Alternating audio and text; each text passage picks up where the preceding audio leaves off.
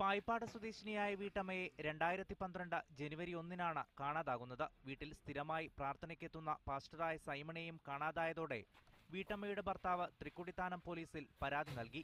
എന്നാൽ ഇരുവരെയും കണ്ടെത്താനായില്ല.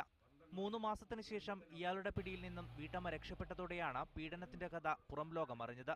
പത്തനംതിട്ട പുല്ലാട് ഒരു വീട് വാടകയ്ക്കെടുത്ത് വീട്ടമ്മയെ മയക്കുമരുന്ന് നൽകി ലൈംഗികമായി ഇയാൾ പീഡിപ്പിക്കുകയും നഗ്നചിത്രങ്ങൾ എടുക്കുകയുമായിരുന്നു.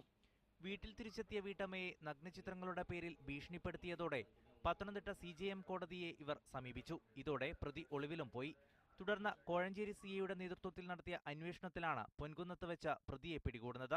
പൊൻകുന്നം പോലീസ് സ്റ്റേഷൻ ചെന്ന് കയറി പിന്നെ ഞങ്ങൾ പോലീസ് സ്റ്റേഷനിൽ ഞങ്ങൾ അറസ്റ്റ് രേഖപ്പെടുത്തിയാണ് ഉണ്ടായിട്ടുള്ളത്.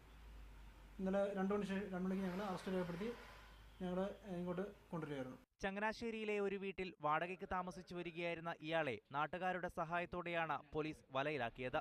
വീട്ടമ്മയുടെ പരാതിയുടെ അടിസ്ഥാനത്തിൽ IPC 346, 376, 498, IT act 67A, 67E തുടങ്ങിയ വകുപ്പുകളാണ് പ്രതിയുടെ മേൽ ചുമത്തിയിരിക്കുന്നത്. മീഡിയ 1 പത്തനംതിട്ട.